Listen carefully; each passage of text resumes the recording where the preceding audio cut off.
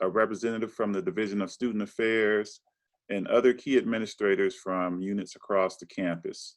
They will provide updates and also address a variety of questions that were submitted prior to the start of this evening's events. We will also attempt to address questions that are submitted during the town hall, time permitting. And before we start, I certainly want to take this opportunity to sincerely thank all of the faculty and staff at the university for their hard work and dedication during these difficult times, as well as to acknowledge them for the tremendous effort that's currently underway to prepare the university for the fall semester. So thanks to each and every one. We really appreciate your commitment to FAMU and our students and stakeholders. And also I want to point out for the stakeholders, a recording of tonight's town hall will be placed on the university's coronavirus website, where you can also find recordings of the prior town halls. And first up, we will hear from our university president, Dr. Larry Robinson. And after he speaks, I will introduce each panelist, and they will provide the updates and address the questions. And with that, we will go straight to President Robinson. Well, thank you, Provost Edington, for allowing me to join this town hall meeting with our academic leaders at Florida A&M University. As many of you know, we've had a host of town halls before. We are using these to communicate to our constituents the various elements of our reopening plan. Just to put it in context, this plan was approved a few weeks ago by our Board of Trustees and a week or so ago by the State University System of Florida's Board of Governors. A key element in this plan, obviously, is within the academic realm, the courses and types of courses that we're going to offer throughout the fall semester and perhaps beyond. So you'll get an opportunity to hear from the experts, you know, the provost, the deans, and our friends from Student Affairs on some of the questions that you've already submitted. And hopefully we'll be able to get to some of the questions that you provide to us live this evening. It's a pleasure for me to participate in these. I learn a lot, but please keep in mind that if for some reason we don't get to your question that has been already submitted, or that you provide via the chat mechanism this evening, we will get back to you at some later future. I also want to emphasize too that this is not the last of our communication with you. There will be several of these types of meetings as we move forward with the implementation of this reopening plan.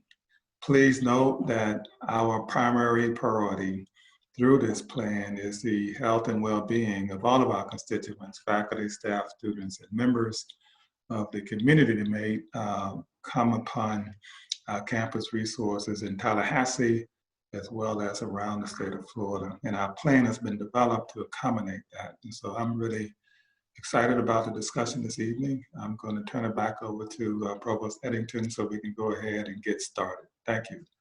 All right, thank you, Dr. Robinson.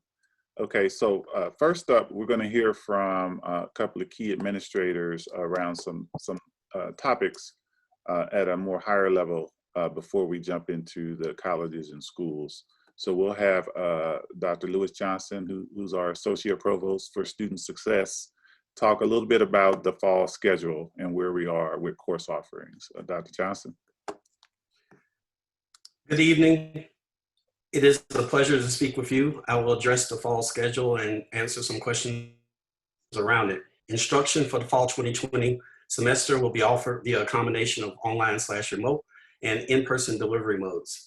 As a result, a large number of courses originally scheduled for in-person instruction have been transitioned to the remote instruction format. These changes are now reflected in the list of course offerings shown in iRattler, with the exception of course offerings by the FAMU FSU College of Engineering. When you look at your classes in iRattler, the location field will be modified. The field will either contain a class location or TBA, or the words online, remote learning, clinical, or other information. Online means these are the traditional university's online courses, which can be in an asynchronous mode in which the class does not have a mandatory class lecture, or in the synchronous mode where the class has a mandatory lecture at defined class times. Remote learning are classes taught in synchronous mode, which has a defined class time. So class lectures may be presented using Zoom or available platforms. If a room location or 2BA is listed, that means the class is designated to be taught in person on campus this fall. And students registered for these classes are expected to attend class meetings. Clinical classes are taught using a combination of in-person and remote instructional modalities. Students are expected to attend the periodic in-person portions of these classes. And the remaining of the fields are self-explanatory: dissertation, thesis, field study, independent study. If you have any questions, please contact the corresponding department for more information regarding the in-person versus remote instruction requirement for those courses. Let me go over a couple of quick question and answers. When will the engineering schedule be available? The schedule for engineering should be updated by July 17th. Are we allowed to stay at home and take classes during the fall semester? You can go in now, and as I said, and check your schedule for your fall classes. If you see all online or remote, you're of course able to stay at home. If you have in-person classes, you can contact your advisor or the department to see if online versions of those classes are available.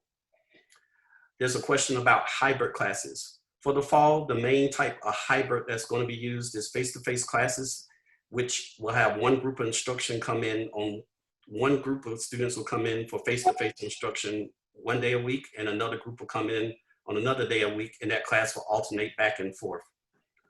What type of safety measures are provided for students and faculty? Students and faculty will all be provided with masks. In addition, faculty will be provided with face shields if requested. What about the enforcement of safety policies? Well, the student code of conduct is being modified to emphasize the social distancing measures that are required. Students will be required to respect social distancing and wear face coverings. And finally, the questions about classroom markings and safety. Social distance requirements for each classroom, and as well as building entrances and exits, will be clearly marked. Some hallways and stairs will be clearly marked as well about what the requirements for the traffic flow. That's it. All right. Thank you, Dr. Johnson. Couple of key pieces of information just to reiterate for the students and the families. The schedule in iRattler is updated. Students can go in now and see what the mode of instruction is for each course on their schedule. There's information that has been disseminated and will continue to be disseminated that explains what the different codes in the system are, so that students can be certain that they understand how the courses will be offered in terms of mode of instruction. And then students should contact their academic programs or their advisors with specific questions as a starting point around their schedules, okay? And we'll repeat some of this information later. Next up, we have Dr. Agatha Unwanley, who is the University Registrar. Dr. Unwanley. Yes, good evening. I bring you greetings from the Registrar's office. We hope you are staying healthy and safe. Here's some information about registration. First, open enrollment for fall is going on now and will continue until August 23rd. After this date, any new registration is late and may incur additional charges. Secondly, if you have not enrolled for fall classes, please contact your academic advisor. Clear your holds as shown on your Student Center in iRattler. We encourage you to register as soon as you can because the first day of class for fall is August 24th. Third, if you have registered for your classes, the place and time may have changed. Feel free to make adjustments to your schedule. The last day to make such adjustments, add and drop, is August 28th. If you have any question about your class, contact your academic advisor or your department representative. The last day to pay your fees is September 4th. Visit the Registrar website for academic calendars. Finally, we are ready and available to respond to your inquiries and requests within 24 hours. Our contact information and what we do are listed on the Registrar website, www.famu.edu/registrar. just click on Registrar Contact Information. We wish you much success. And now I'm available for your questions. Thank you, Dr. All right, thank you, Dr. Antoine. And again, that was our university registrar, and you can obtain additional information from the registrar's website. Next, we'll have Dr. Janine Boston, who is our Associate Provost for Faculty Affairs and Academic Initiatives, and she's going to provide some updates on a variety of topics, including several health and safety related questions that we received. Dr. Boston. Thank you, Provost. Good evening, FAMU. I want to first extend a heartfelt congratulations to all of our summer 2020 graduates. We've received a number of questions around commencement. I do want to confirm that we'll again have a virtual commencement exercise. Our virtual commencement exercise for summer 2020 will take place on August 1st at 10 a.m. and can be viewed to and our FAMCast platforms. Our speaker this year, or this summer, will be Mayor Melvin Carter. He serves of St. Paul, Minnesota, and he will keynote speaker. We encourage and invite all of our graduates to make sure that they have graduation no later than July 10th. Again, we encourage and invite all our graduates for our summer ceremony to make sure that you have applied by July 10th, which is this Friday.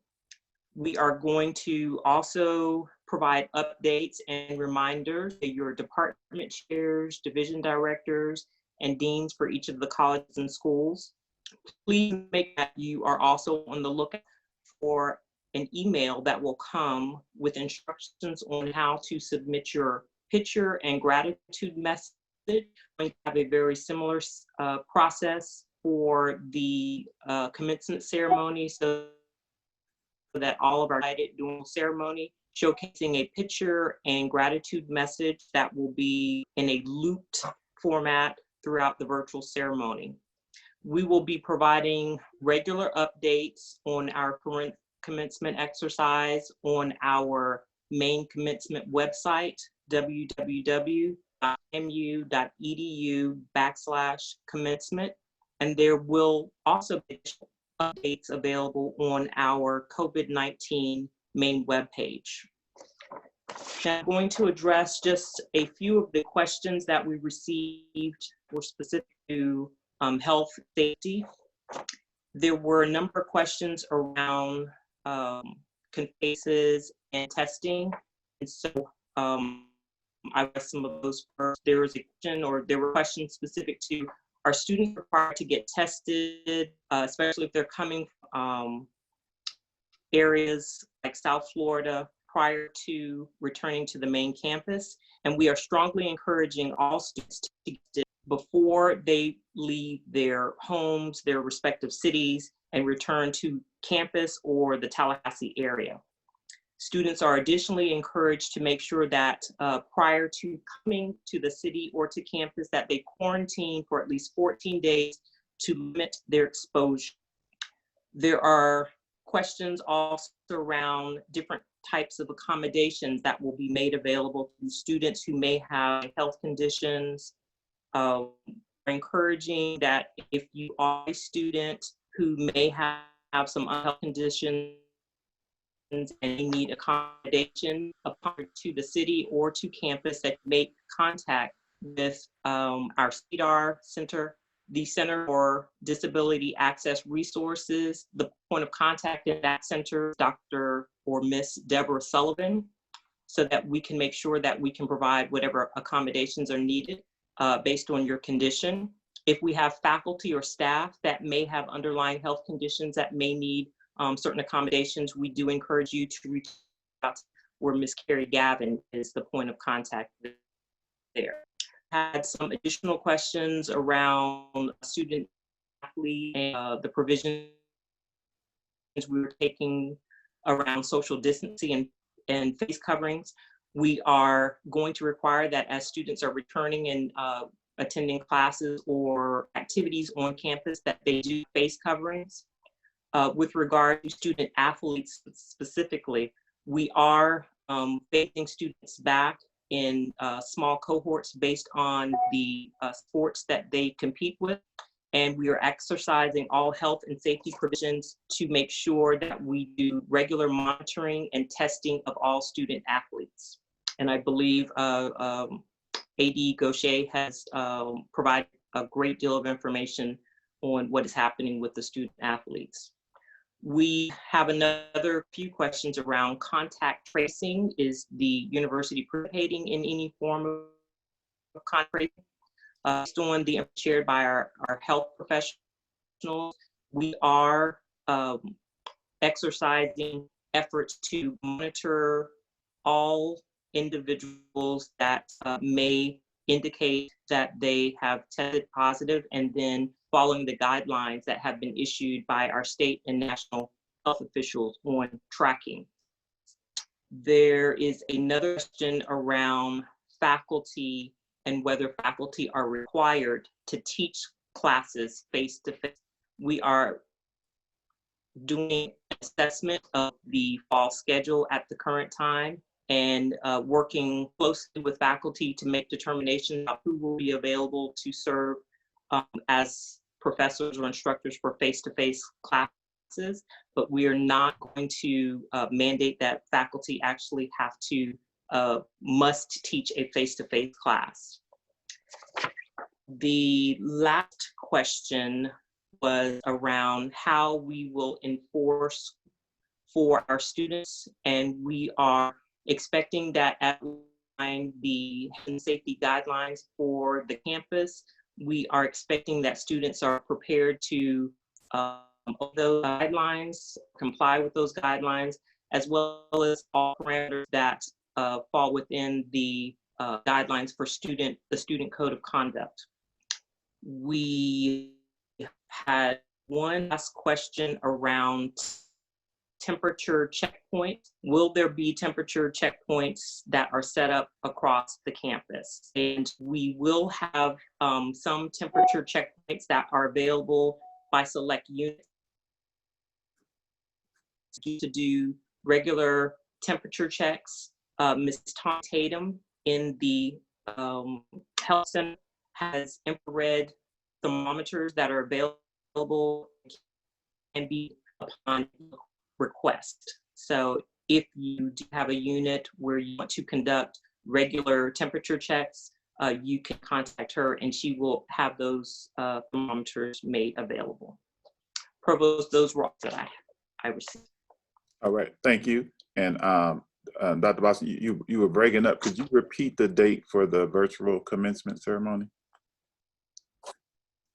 The virtual commencement ceremony is going to be Saturday, August 1st, and it will start at 10 a.m.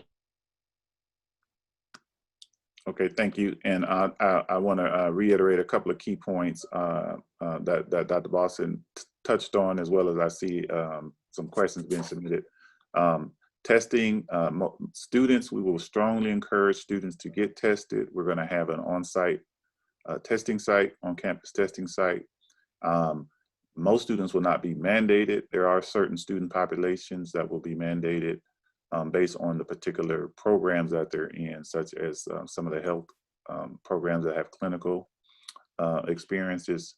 But we're strongly encouraging our students to get tested, and we will provide them with ongoing education and informational opportunities to learn more about the benefits of taking responsibility and adhering to university guidelines around safety. And we'll touch on some of those topics as we move through the agenda. And I also want to let everyone know that there are a lot of questions about housing and registration, and those are going to be addressed particularly by Ms. Littleberry a little bit later. So stay tuned for those answers to the questions around housing, et cetera, registration and orientation. That's coming. Now we will transition to the deans of our colleges and schools, and they're going to provide some general information about instruction at the college school level, as well as address any specific questions that were provided in advance. And first up, we have Dean Robert Taylor from the College of Agriculture and Food Sciences. Dean Taylor. And Need to unmute. Good evening. I bring you greetings from the College of Agriculture and Food Sciences. All agriculture and food sciences undergraduate lower division courses, except one, will be offered remotely. The only lower division course being offered face-to-face is Anatomy of Farm and Companion Animals 1 Lab. Upper division laboratory courses and 2 veterinary technology lecture courses will be offered face-to-face. All other upper division agriculture and food science courses will be offered remotely. Biothermodynamics in the biological and systems engineering program is the only laboratory course which will be offered remotely. All other laboratory courses in the college will be offered face-to-face. The clinical rotation of the vet tech program will be face-to-face at sites away from the university. Thank you. Thank you, Dean Taylor. Next up, we have Dean Allison Watson from the College of Education. Dean Watson. Good evening, Rattler educators and health and sport management leaders. For the College of Education, we have been very proactive in developing course platforms that will be essential for you as you matriculate through your program. Our undergraduate lower division courses for our incoming freshmen will be offered face-to-face. We also have options for students throughout their junior and senior level courses that will be offered remotely. Our upper division courses will be offered remotely, and we have a new program through Immersion Software that will allow students that have field experiences and clinical placement experiences to work virtually with an avatar-based platform. This is a nationally researched program, and it's being used by our national organization, American Association of Colleges for Teacher Education. We also will be incorporating the teaching channel and Zoom platforms. For our health, leisure, and fitness programs, we will have hybrid and remote internships. For our counseling and ed leadership and sport management programs, we will also have hybrid internships. One key thing is for our senior interns in the K-12 schools. We will have you back on campus, and we have a plan with Leon County Public Schools where you will be able to do your remote-based, hybridized internship program for your graduation requirements. We're very excited about some of the things that we're offering this year, and to answer one of the questions that came to me, regarding the College of Education, am I allowed to take major specific classes as an incoming freshman because I fulfilled most of the general education requirements? To answer your question, yes, we do have major courses available that freshmen can take if you meet the general admission requirements and pass the general knowledge test. There are also upper division education classes that you can take as well. Students usually do have to have a FAMU GPA before being admitted to the College of Education as a secondary admit, and we will make some exceptions for transfer students. Our faculty office hours are open and available for remote availability of students, also by Zoom, and we have committed to customer service to answer your emails within 48 hours. That concludes my announcements. Dr. Edington, thank you. Thank you, Dean Watson. Next up, we have Murray Gibson, Dean of the FAMU FSU College of Engineering. Dean Gibson. Good evening. Good evening. At the FAMU FSU College of Engineering, we've already identified laboratory and senior design classes as essential face-to-face for the fall. We're evaluating other courses that we may be able to safely offer face-to-face. So we hope to have a good ratio of remote and face-to-face classes. Because of coordination between 2 universities, our final schedule is slightly delayed over other FAMU colleges. The planned mode of delivery for all our engineering fall courses will be confirmed in the class registration system on July 16th.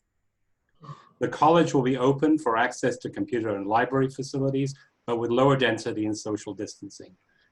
Our engineering education software is also available remotely through VLab. Faculty office hours and advising will be held remotely. We're planning a second town hall for all our existing students on July 24th, And for newly admitted FAMU students, we will have a town hall on July 15th. We will contact you directly about these. Thank you. All right. Thank you, Dean Gibson. Next up, we have our newly appointed Dean for the College of Law, Deeja Keller. Welcome and take it away. Thank you. Good evening, all. The College of Law will be primarily providing instruction remotely in the fall.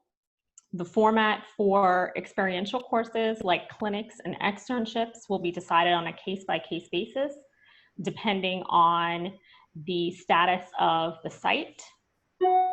The college is working through issues of student accessibility to the building, and we'll be doing town halls tomorrow for all community members. You should check your emails for those Zoom invites. The college will also communicate any updates via email. That's all I have. Thank you, Provost Edington. All right, thank you, Dean Keller.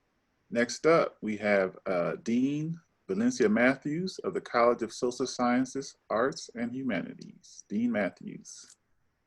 Good evening, all. The College of Social Sciences, Arts, and Humanities is responsible for 13 degree granting programs and providing the general education core in disciplines such as English, the arts/humanities, and the social sciences, which include history, political science, psychology, and sociology. Our mode of offering courses this fall include online, remote, meaning that the students must be available to attend classes at the time scheduled in IRATLA. Let me repeat. Remote courses meaning that the students must be available to attend classes at the time scheduled in IRATLA. And then finally, face-to-face. Some face-to-face courses will be offered in English, Army ROTC, Fine Arts, Theater, and Music, to include the large ensembles, concert choir, symphonic band, and the Marching 100. In order to receive more detailed information about CISA, please join me for our Dialoguing with the Dean series, Student Edition, on Tuesday, July 14th for current students, and Wednesday, July 15th for freshmen. Thank you. I look forward to hearing more from you next week at our Dialoguing with the Dean series, Student Edition. All right, thank you, Dean Matthews.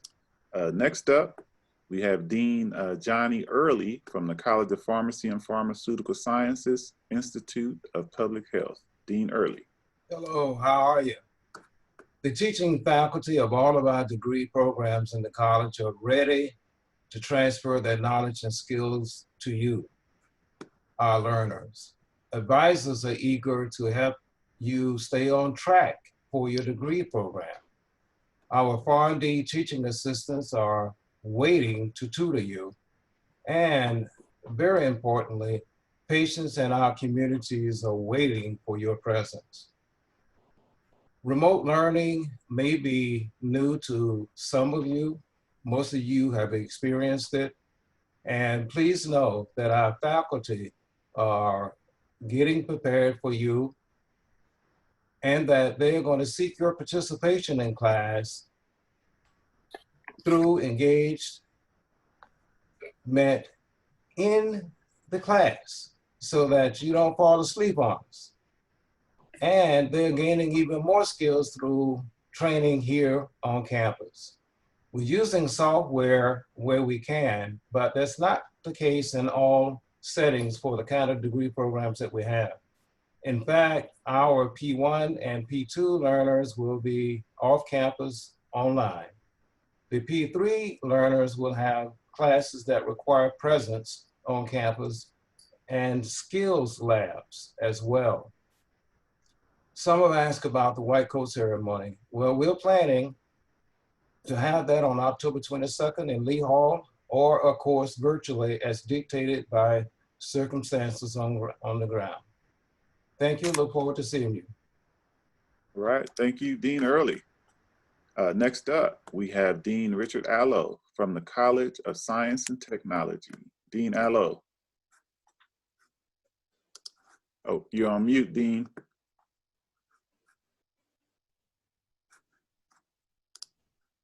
Still muted.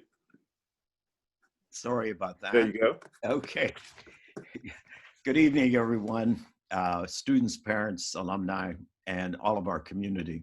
College of Science and Technology is working diligently and with safety in mind to welcome back our students to campus for the fall semester 2020 and the start of the new academic year. I want to give you some idea of both our instructional modalities that we're going to be using and our upcoming town halls. As far as our instructional modalities, the majority of our courses, a goodly number of our courses will be remote learning.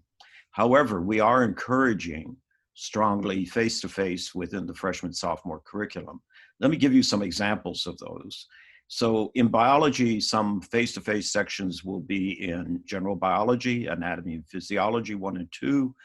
Chemistry will have some sections of fundamentals of chemistry, general chemistry lecture, as face-to-face.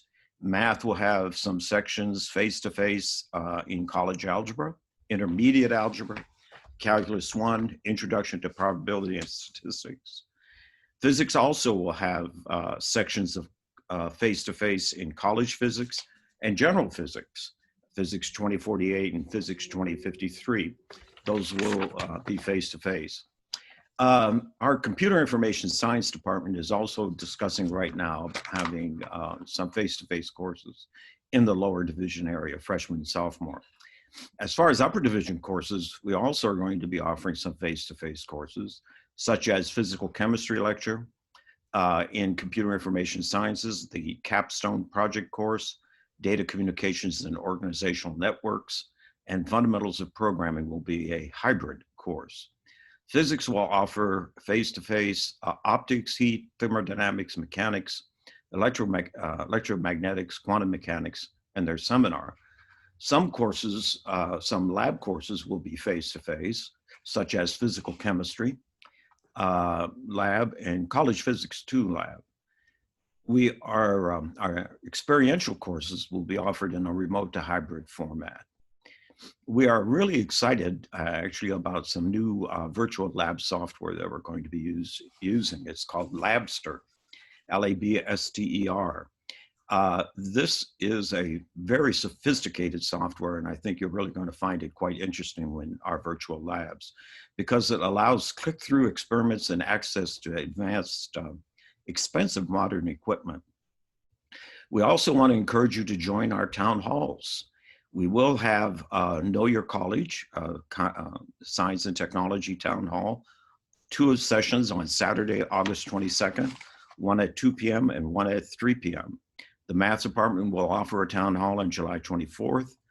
The Computer Information Science Department will offer one the first week of August. Biology Department will offer one at the end of July. Chemistry within the first 2 weeks of August. And physics will announce one very soon. These will be found on our website. And we're really looking forward to having you back on campus or meeting you remotely. Thank you. Thank you, Provost Edington. All right, thank you, Dean Allo. Next up, we have Dean Cynthia Hughes Harris from the School of Allied Health Sciences. Take it away, Dean Hughes Harris. Thank you, Dr. Edington.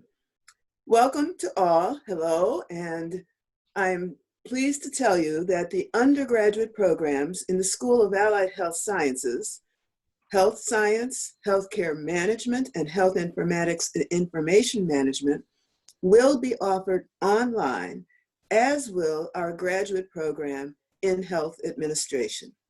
However, our professional programs, the undergraduate program in Cardiopulmonary Science, and the graduate programs in Occupational Therapy and Physical Therapy will have a combination of online lectures and face-to-face or in-person laboratories and clinical experiences.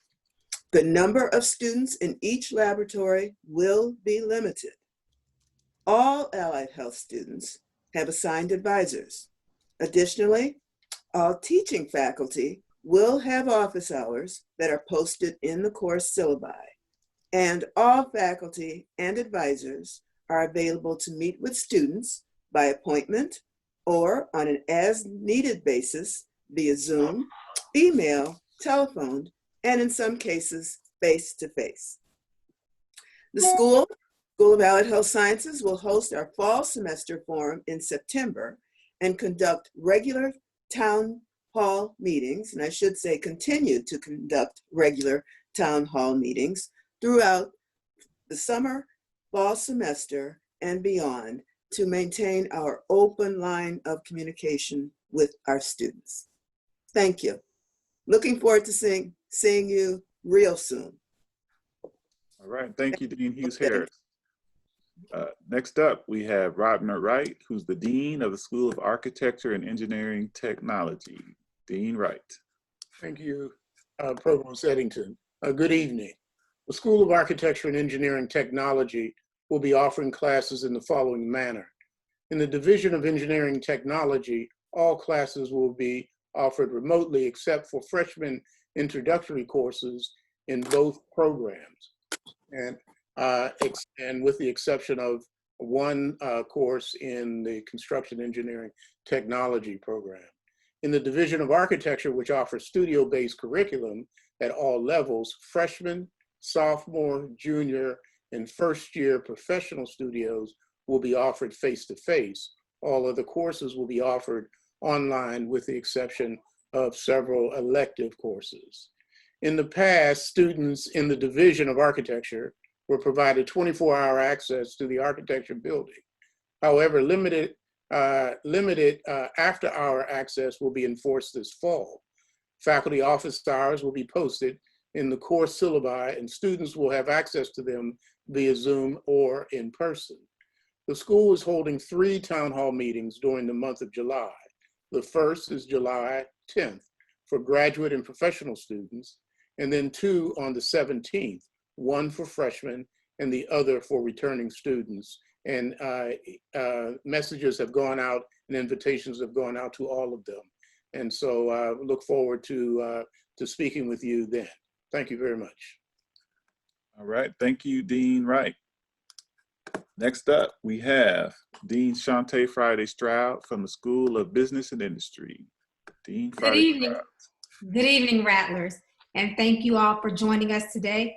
The School of Business and Industry will be offering all of our classes remotely.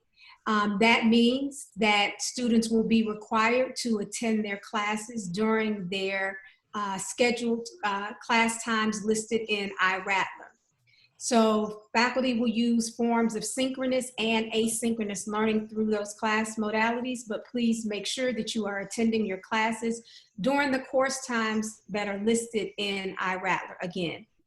For our professional leadership development program, which includes form, close-ups, social labs, and all other PLD activities, they too will be held remotely via Zoom or some other platform. So students will be expected to attend those. During all of our forms and close-ups, students will be required to wear SBI form attire. During regular class sessions, students will be required to adhere to SBI's dress code. SBI faculty will hold office hours via Zoom, which will be posted in their syllabi. And we will continue with our every 2-week Zoom meetings with students. So this Friday is our next one from 1 to 2 where we meet. Students are able to meet with me, faculty, and staff to answer any questions that you may have.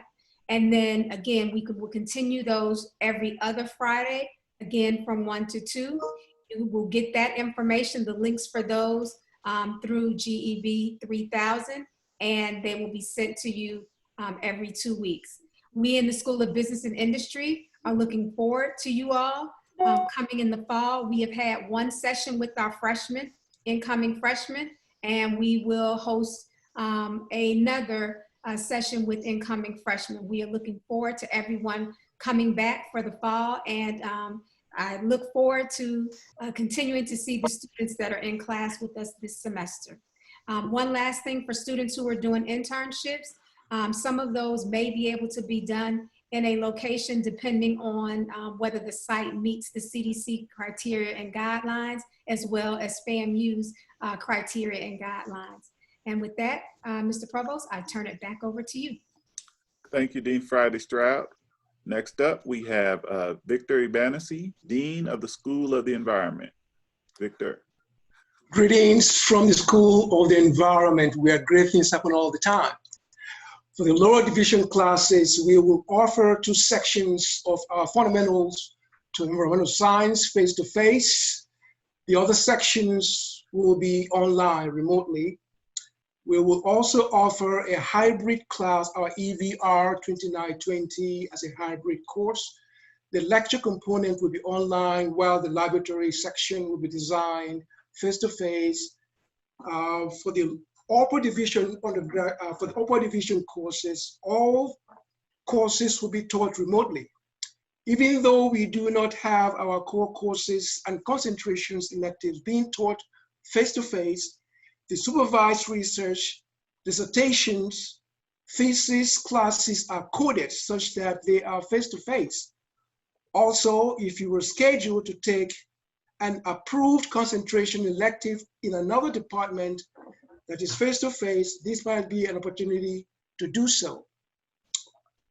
We have ongoing virtual town hall meetings with students. The next time coming up will be July 16th. So I look forward to seeing most of you at that July 16th meeting. Thank you, Provost Edington.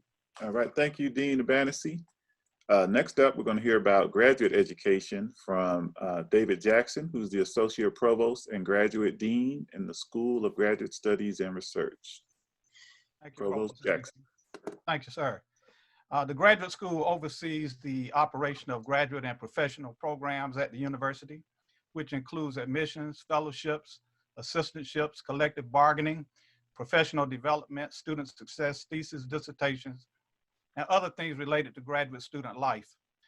Please note that the fall 2020 virtual new student orientation will be held via Zoom on August 20th. If you are admitted as a new student, you will receive an email inviting you to register for this mandatory event. I received several questions, so I will transition to those at this point. First one is, when we transition to on-campus work in the fall, will there be strict measures in place to ensure that graduate students are working in shifts to maintain social distancing and decrease COVID-19 transmission? The research labs will be open in compliance with CDC and university social distancing guidelines. Any violations of those standards should be reported to the graduate school at gradstudies@famu.edu so they can be addressed. Next, when will graduate students receive decisions regarding fall admissions?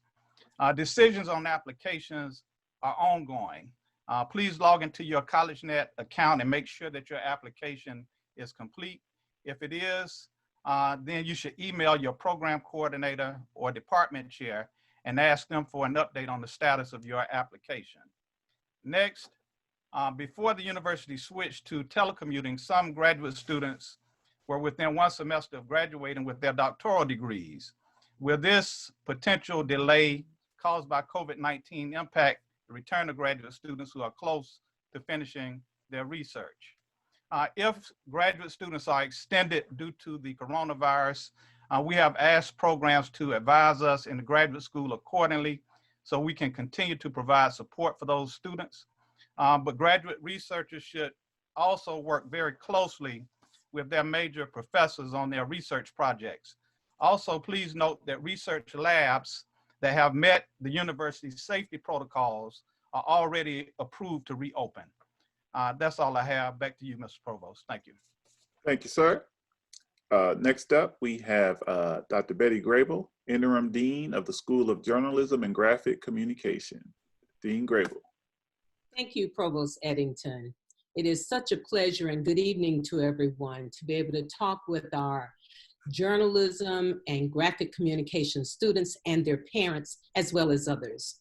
The School of Journalism and Graphic Communication offers 53 courses this fall to help students move efficiently through their degree programs toward graduation. We are a limited access program, and that simply means that admission to our program is competitive. The majority of our courses will use online or remote teaching modalities, and a select number of classes will be taught face-to-face. Faculty office hours will be conducted using Zoom meetings and individual student meetings as when appropriate for the class, telephone conversations with students, and of course, emails. Some faculty members will be using all of those methods to make sure that students have complete access to faculty members if they need to. Online and remote classes will ensure, one, that students to class content engagement remains intact. Also, two, student to faculty engagement remains intact. And three, student to student engagement will definitely occur in our classes to promote better learning outcomes. We are also planning a virtual town hall meeting for all journalism and graphic communication majors next Thursday, July 16th at 4 p.m.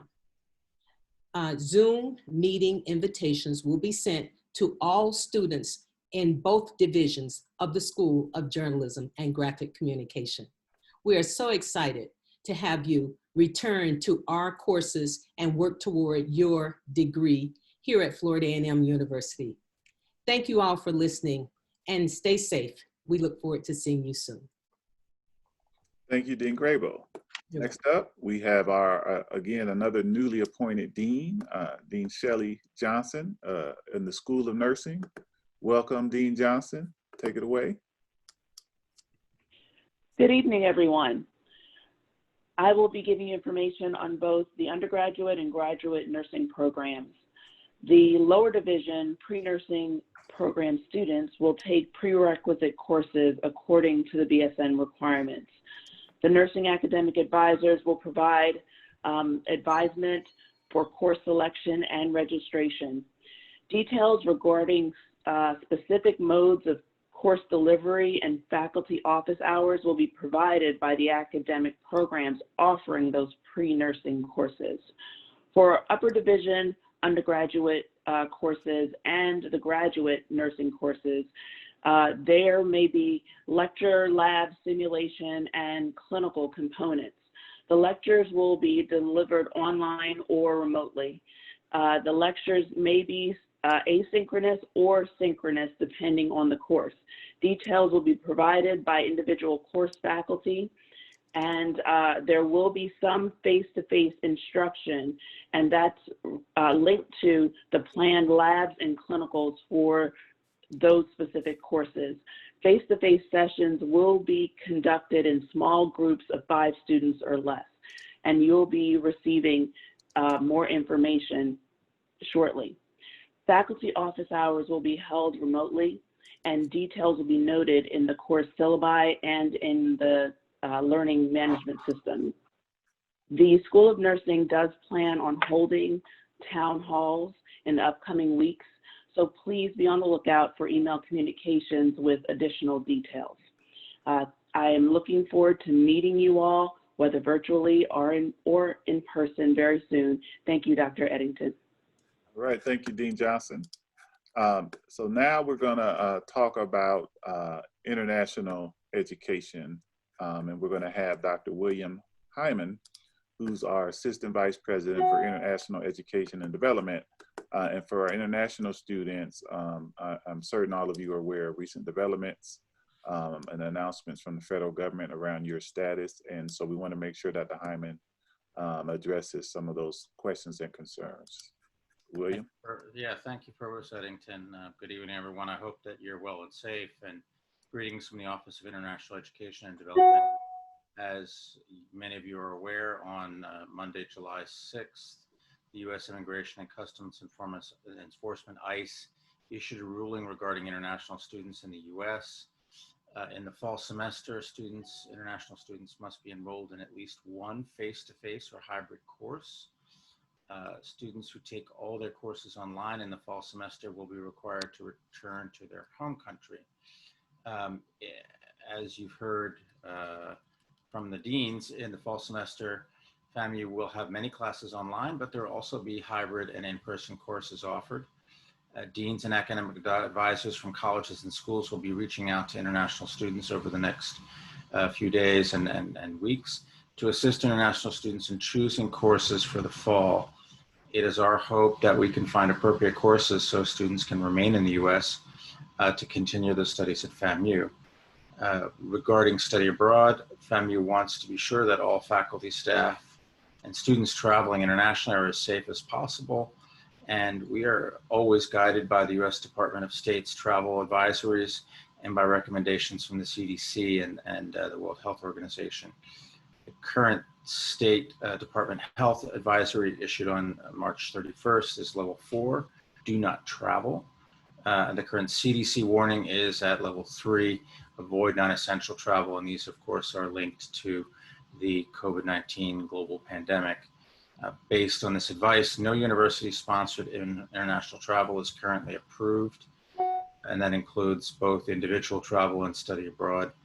As the State Department and CDC addressed their recommendations, FAMU will reevaluate approval of international travel for both the spring semester, spring break study abroad programs, and summer 2021 programs.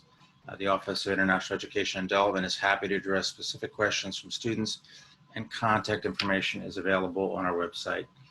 Back to you, Provost Edington. All right, thank you, Dr. Hyman. And again, just to reiterate, for our international students, we are working very hard to identify solutions to make sure that there are minimal disruptions to your education at FAMU. We're working closely with our deans to provide as many opportunities for you to take the necessary courses this year. And we will be providing updates as early as tomorrow and guidance as we move forward. So if any of you have questions, feel free to contact directly the Office of International Education and Development, or contact your deans directly, and we will work with you and partner with you to help you navigate through this challenge. Now we're going to hear from Student Affairs. We have a lot of questions that have been submitted around registration, orientation, housing, and we are honored to have our partner from that division, Associate Vice President for Enrollment Management and Student Success, Ms. Terry Littleberry. Ms. Littleberry, take it away. Good evening. Thank you, Provost Edington. Good evening, everyone, and thank you for joining us tonight. Many of our merit-based scholarship recipients have expressed concerns about requirements for maintaining their scholarships. You should know that communication will be forthcoming from the Scholarship Office regarding continued eligibility requirements. At this time, the university has no plans to make funding changes to scholarships as long as qualifications and guidelines are met. With regard to financial aid, Pell Grants are awarded the same for all students, even if you receive a scholarship. Pell Grants are first applied to the student's account, and then scholarships and any other aid received is added to the account, provided that the student is not at the aggregate cost of attendance. For financial aid consideration, please be certain that you or your parents have completed the FAFSA for the 2021 academic year. Financial assistance is available to students who do not receive scholarships, but have a great academic profile. The Office of Financial Aid, the Office of Financial Aid and the Office of Student Financial Aid Services, or Student Accounts, will host a financial aid town hall on July 16th at 6:30 p.m. Additional information will be forthcoming via FAMU info. Academic advisors are hosting virtual appointments to assist students with course registrations, major changes, and other services. Advisors will continue to host virtual appointments through the start of the fall term.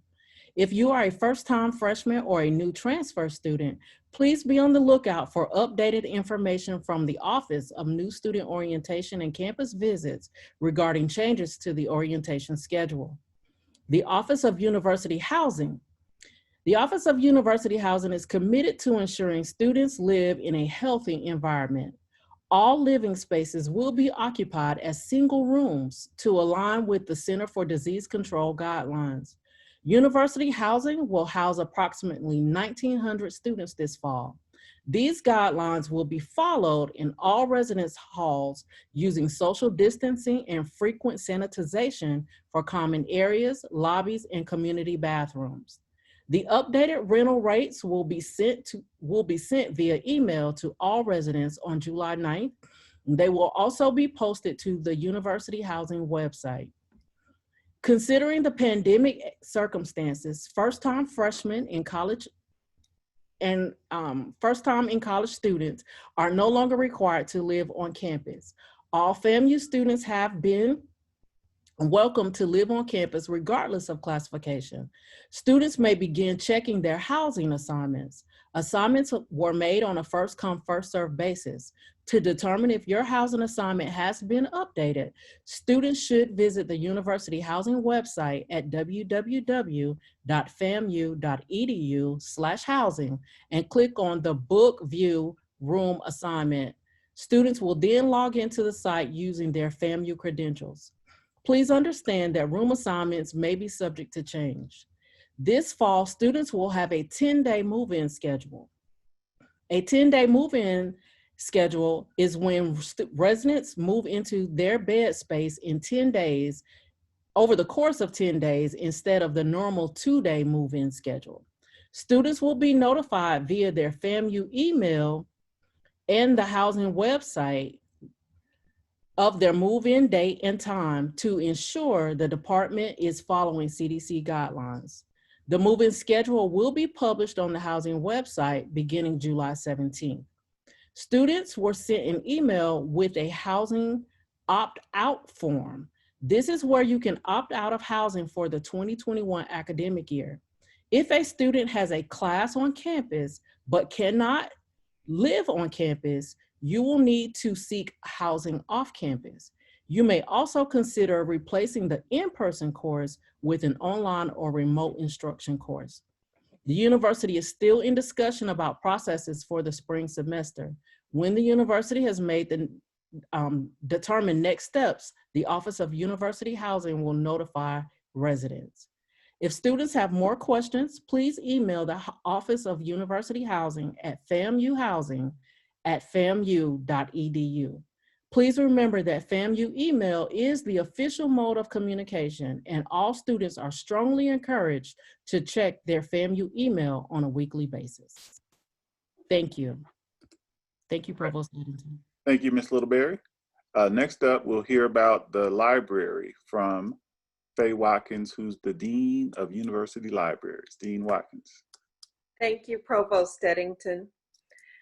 Good evening. The library will provide library services to students both online and in person in support of students' academic success. The library's website allows access to a broad collection of electronic databases, electronic journals, books, videos, and other resources. The librarians will provide reference services by chat and email. Information literacy classes and reference consultations will be available by video conference. The library is prepared to support the full complement of teaching, learning, and research activities at FAMU. Thank you, Provost Edington. All right, thank you, Dean Watkins. Next up, we'll hear from Dr. Fran Fitz, who's the Director of our Office of Instructional Technology, and they oversee our distance education programs. Dr. Fitz. Thank you, Provost Edington, and good evening, Rattlers. The Office of Instructional Technology is located on the first floor of Coleman Library.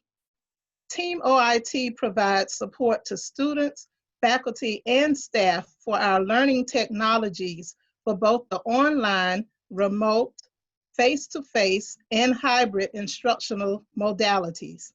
We're supporting faculty this summer as they complete a certification program for teaching online in order to continue providing our students with high-quality instruction.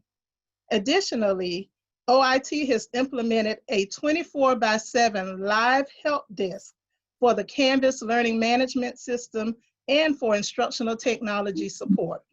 To get support, call us at area code 599-3460. Team OIT is excited to continue to serve you as we prepare for the fall semester. So welcome to the Hill. Thank you. Provost, back to you. All right, thank you, Dr. Fitz. Next up, we'll hear about our freshmen and some of the specific details related to their registration and matriculation during the first year. And we'll have Dr. Jennifer Collins, who is Assistant Provost for Freshman Studies. Dr. Collins. Good evening.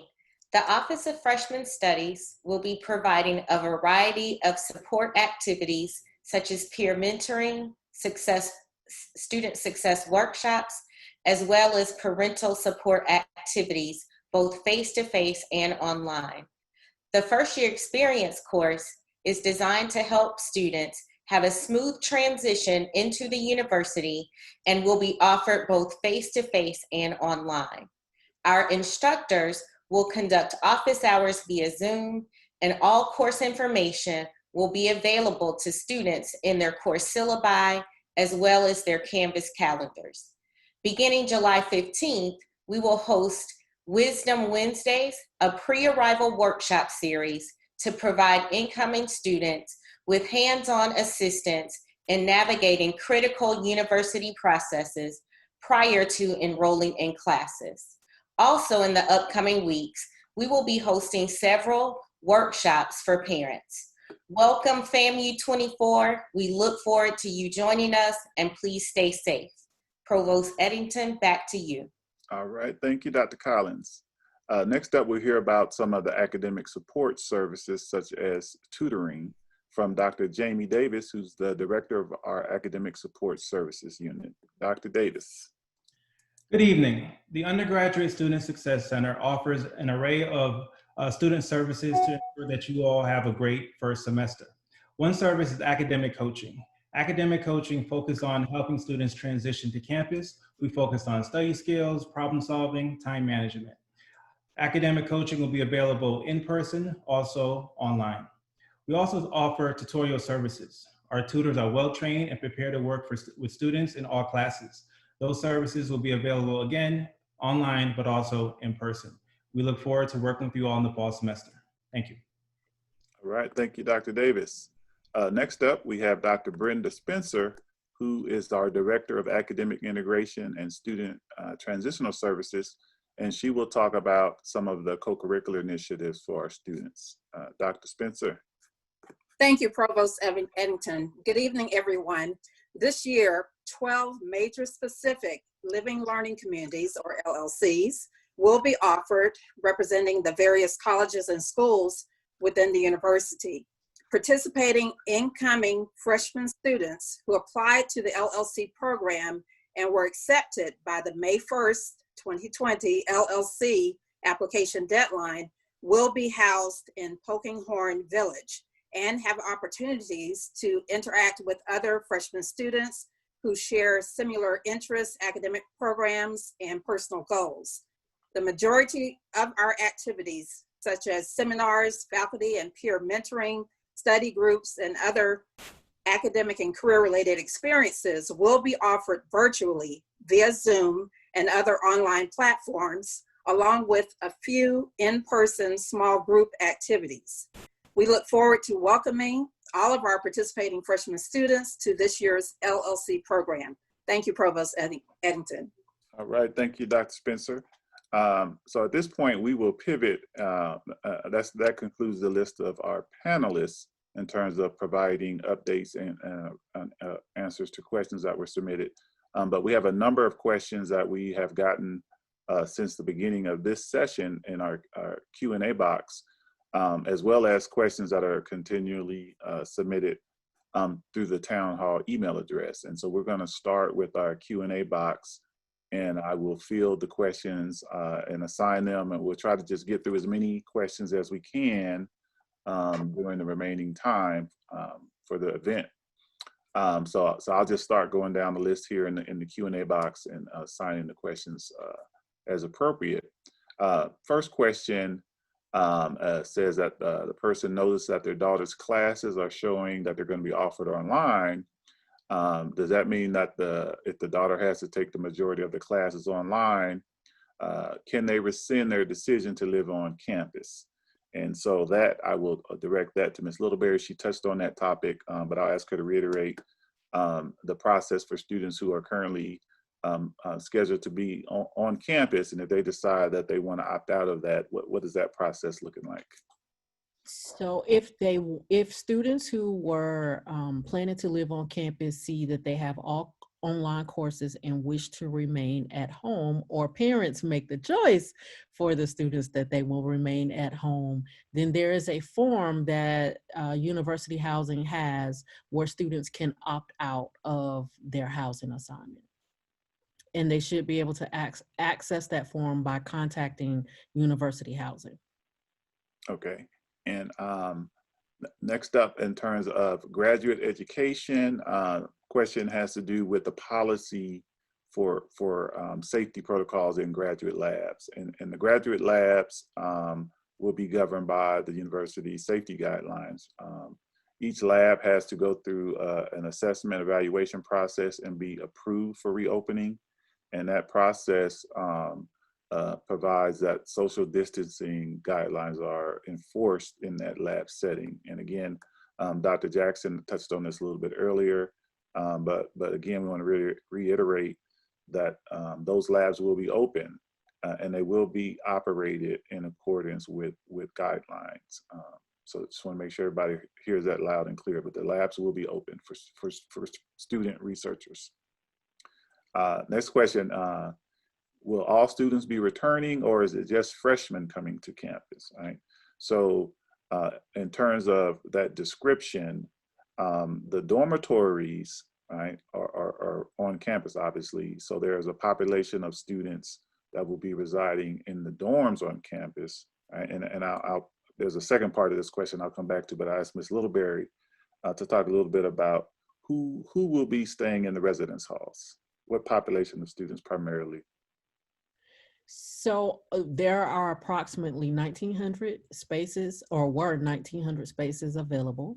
And the housing application was open to all students, not just freshman students. And so there will be a mixture of students who will be in the residence halls at all levels.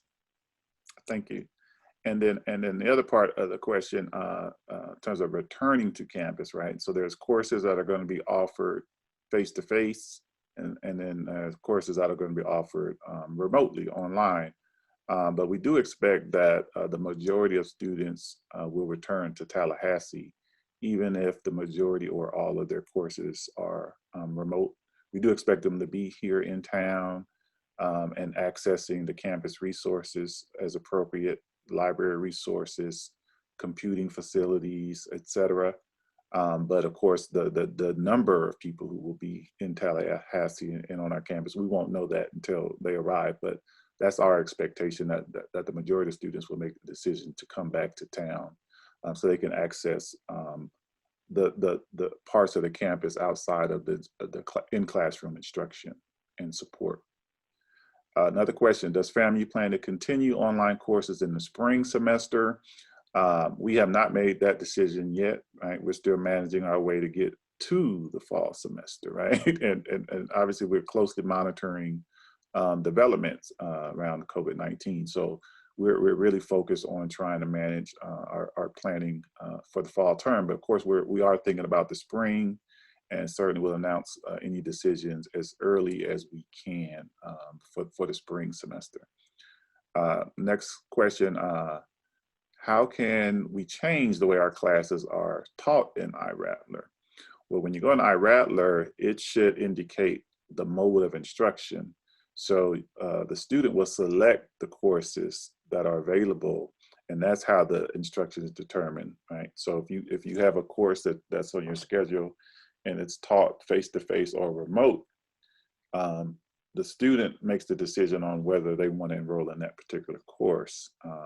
And then if you have any issues around your course schedule, please contact your academic advisor directly, as well as your academic program, and they can assist with addressing and navigating specific issues that you have with your schedule.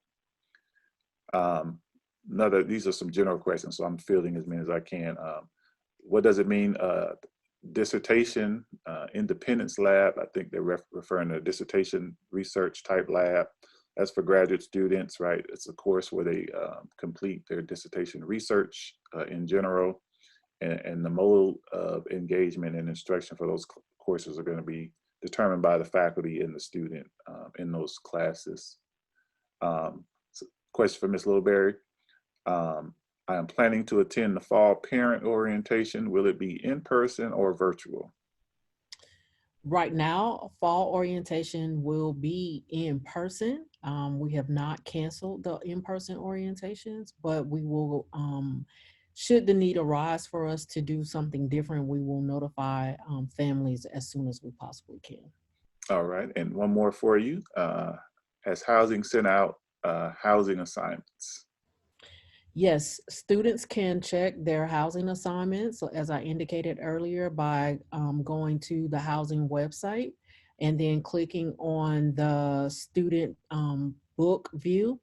And when they do that, they'll be able to log in with their FAMU credentials to check their housing assignments. All right, thank you. There's a question about sports. I'll generalize the question. For student athletes, the question is, if I'm taking all online courses, should I come to campus and try out for the sports team? Again, for sports related questions, please contact the athletics department directly around the requirements for tryouts for the sports teams, right? They will answer those questions. And then you can also access their staff for advisement assistance.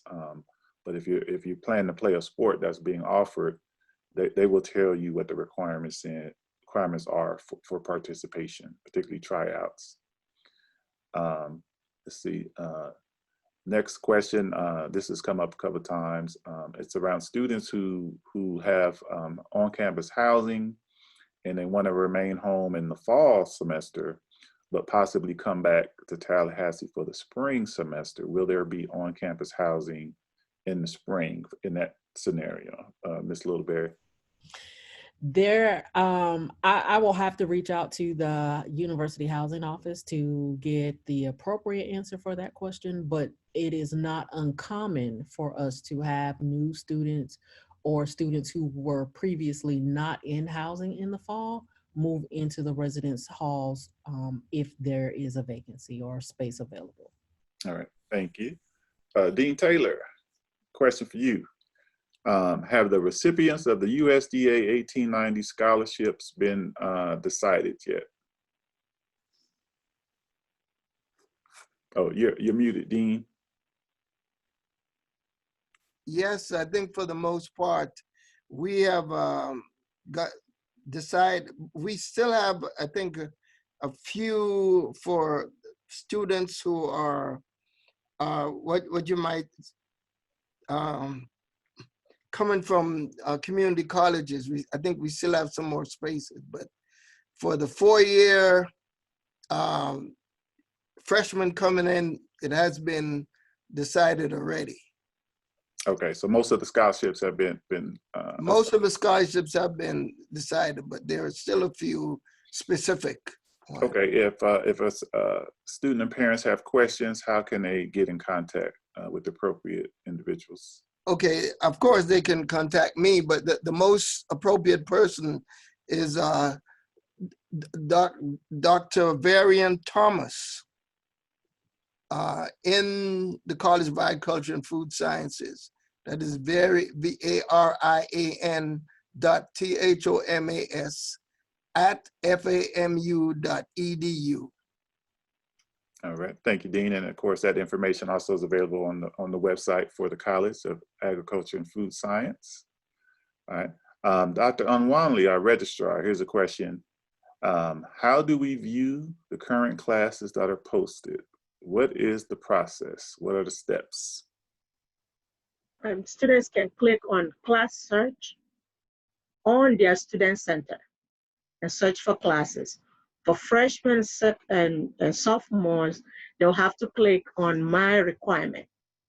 That directs them to the classes that they actually need for that program, and they can just click on it and add it to their schedule. All right, thank you.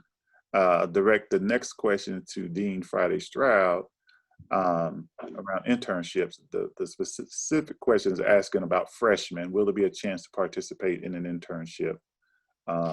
So if you can answer that from the SBI perspective, and then I'll ask Ms. Lilberry if she has a broader response in terms of how the Career Center services might be available. So for freshmen wouldn't even be eligible for an internship until summer of 2021 at the earliest. However, firms will be conducting virtual interviews for all students, freshmen, sophomores, juniors, seniors, and grad students, all fall semester and spring semester. And clearly the fall semester interview process will be a virtual process, but freshmen would not even register for an internship until summer 2020, summer 21 at the earliest. All right.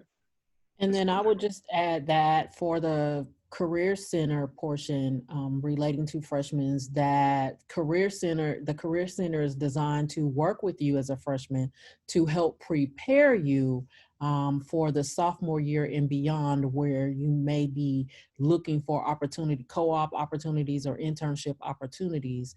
You would spend your freshman year preparing for those things. So preparing a resume, learning interview techniques and skills, and how to, even approach the search for internships or other opportunities. So Provost Edington, I would like to comment on that just briefly as well, because whether you're a freshman or a rising senior, although the internship might start in the summer, some of them actually start during the academic year. Many times the application deadlines are earlier, much earlier in the spring semester. So if you are considering an internship for the summer, you best start preparing for applications either in the latter part of the fall semester or the early part of the spring semester. And it really doesn't matter whether you're a freshman or not. That's typically the process. If you wait till April or May to start looking for internships, for the most part, it's going to be very, very difficult. So start early, and I like the idea, even as freshmen, having an opportunity to get out into the real world, but take advantage of the resources that FAMU has available to help you put a competitive application package together. All right, thank you, Dr. Robinson. Next up, this is about graduate students, and the question was, Dr. Jackson, when will students be allowed to return to the research laboratory? So I think we have addressed that, Provost, but students will coordinate with their major professors on the schedules, and we are abiding by the CDC and university guidelines as it relates to social distancing. And so they should be in contact with their major professors to schedule a time to return to their labs. And in addition to that, so we have allowed our researchers to return to the labs effective July 1. So that on an individual case-by-case basis, those researchers who manage the labs, they have been going through our approval process and have been opening their labs. So students who work for faculty in particular labs, please contact your PI, your advisor, and stay in touch about their plans to see if they have been approved to reopen. And we're going to continue moving forward over the next several weeks with working with each lab to have them return. And it's really according to the timeline that researcher dictates. The university has put the process in place to let those research labs open. It's just a matter of the individuals going through our approval process. So hopefully that provides some clarity. Okay. Ms. Littleberry, still several questions around orientation, right? And so could you reiterate a couple key points around the orientation process, particularly for freshman students, right? When and how will they get their classes for the fall? Okay, so again, additional information will be coming out about orientation later this week for our freshmen and transfer students who are needing to complete orientation, but particularly for freshmen. With the freshmen, there will be a portion of orientation that you will complete online. And during that portion of the orientation, or shortly thereafter, you will be able to register for your courses prior to coming for the in-person portion of orientation in August. All right, thank you. Another general question, Ms. Lobert, you can probably address it. Scholarships, right? When will scholarships be awarded for students? So students who are eligible for the merit-based scholarships should have been notified at this point. If there are other scholarships via foundation or maybe the colleges and schools, I think either the deans or Dr. Friday Stroud would be best to answer that question. And Dean Friday Stroud, did you want to add on anything? What was, because I Oh, scholarships. When students notified? So for scholarship students who have been awarded scholarships by SBI, they have received notification of the scholarships at this time. So we have sent out those notifications. All right, thank you. Dean Matthews, the band, still questions. What is the status of the band? When are they coming back? And what does that look like for the fall? Oh, you're muted.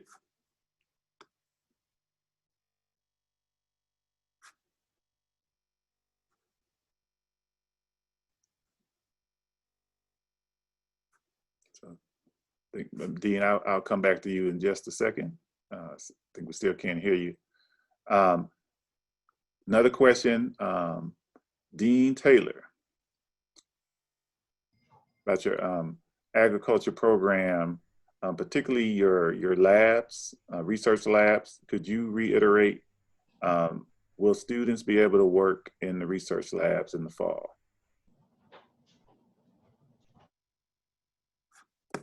Oh, you're muted, Dean.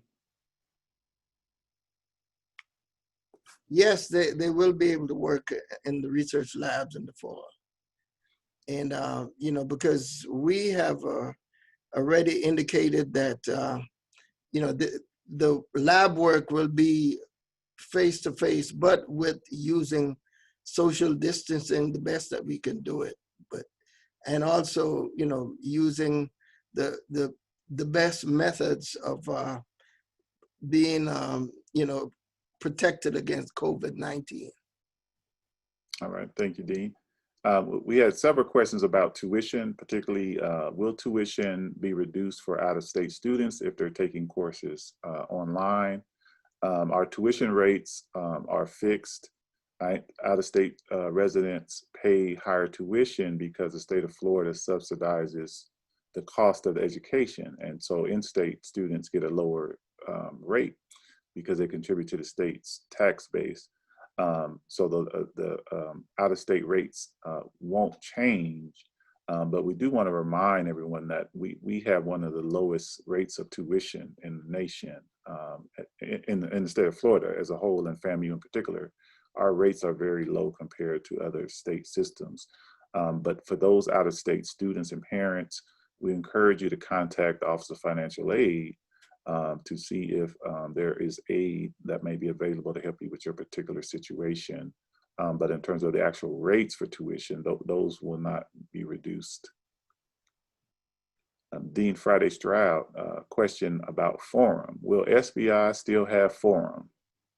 Yes, SBI will still have forum, but the forms will be delivered via Zoom during the fall semester.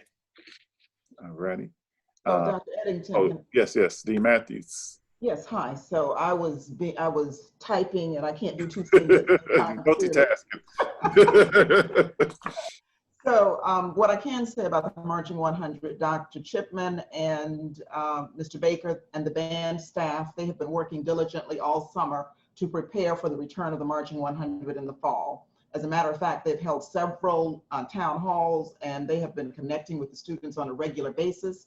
And at this point, they are preparing for pre-drill as they normally do. Certainly with COVID, they're having to adjust, but at this point, they're moving forward with the expectation that they will be in full form as the fall starts. And so as a matter of fact, there's a meeting next Thursday at 7 o'clock, and it's open to students so that they can come on and ask them questions directly. And so what they can do is check with Dr. Chipman and Darryl Baker by emailing them, and they will certainly provide the information so that the students can access them. So that's again next Thursday at 7 o'clock. All right, thank you, Dean. Another general question, are incoming students going to be made to sign a liability waiver? So current plans are not to require the students to sign that type of waiver. Right? Current plans are not to have students sign that kind of waiver in general. All right, let's see. Still going down, a lot of the questions have been addressed during some of the individual updates provided by the administrators and the deans, and just trying to make sure we capture all the questions. And again, back to Dean Friday Stroud, you said this, but you can reiterate this. Will freshmen in SBI, will the courses be remote? So the SBI specific freshman courses, GEB 1091, GEB 1440, and MAN 2543 will be offered remotely. However, there may be other freshman classes, general education courses that may be offered either face-to-face or remote or online. And so students can go check in iRattler for the general education courses that they are advised to take. All right, thank you. Next question for Dean Watkins, library. It's how will incoming students receive their library ID number in order to access the library database, particularly for students who will remain at home? We're working with the Rattler Card office in order to ensure that all students, whether they are on campus or remote, receive their Rattler Card number so that they will be able to access the library's resources. And we'll provide further information on that. Okay, so should they check your website? Is that the best place? Okay. Yes. All right, thank you. Okay, Dean Taylor. There's a question asked if you can repeat what you said about classes being offered remotely, especially the lab classes. Okay, upper division laboratory courses will be face-to-face. And we do have 2 veterinary technology lecture courses, which will be face-to-face. And all of our upper division agriculture courses will be offered remotely. So in terms of the labs are, generally face-to-face with the exception of biothermodynamics in the biological systems engineering program. That will be offered remotely. All right, thank you, Dean. There's a question for the registrar, Dr. Antoine. Can you repeat the date for the last day of registration for fall classes? Certainly. The last day to register without penalty is August the 23rd. Students can still register during the add and drop period, which ends August 28th. All right, thank you. A couple questions for Ms. Littleberry. One is, who should students contact if they can't access their academic advisor? Students should contact Dr. Sabrina Edwards. and they can reach her at Sabrina, SABRINA .Edwards, EDWARDS at FAMU.edu. All right, thank you. And what is her title? She is the Director of Academic Advising and Student Success. All right, thank you. Another question, Ms. Littleberry. Will meal plan options be modified for the fall? Will the cafeteria be open? If so, how will it operate differently? And let me know if you need to refer that to the Vice President. I believe that question is best suited for the Vice President, Dr. William Hudson Jr. I don't think you was talking about that Vice President. Good evening, everyone. The meal plans will be adjusted. The housing and meal plan rates will be going out by this weekend, the adjustment. So students will receive that via email. It is very important that students check their emails on a regular basis. All right, thank you, sir. Back to Ms. Littleberry. How can I schedule an appointment with my advisor? So if you have your advisor's name, you simply just need to email the advisor and they will work with you to get an appointment scheduled for advising. All right, thank you. Question, again, I'll go back to Ms. Littleberry. How will students be notified if they receive a scholarship, like a merit-based scholarship? Those notifications have already gone out to students, provided that they completed their FAFSA application for the 2021 academic year. So though I'm certain that they received an email as well as a hard copy letter. All righty. There's a question, this is either for Ms. Littleberry or Dr. Hudson, about housing and when will any updated information on housing be made available? Student is trying to find out what their current updated status is. I'll take that. Okay. If you want me to, Ms. Littleberry. So housing is actually also going to have a town hall that'll be upcoming, but they are updating daily as they are getting students that opt out, and they will receive an email by the end of this week, tomorrow, with the option to opt out of housing, and then we'll update the waiting list. Once students opt out, we'll place students on the waiting list into a residence hall. All right, thank you. Dr. Edmonds, we could just circle back to scholarships as well.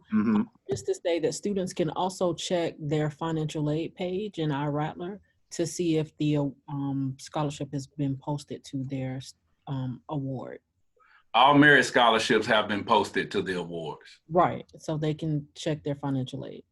Okay, and Dr. Hudson, just a general, same topic, but general, can you provide any information about the availability of scholarships and need-based support just in general? Does the university have that type of funding available, and how can students make inquiries?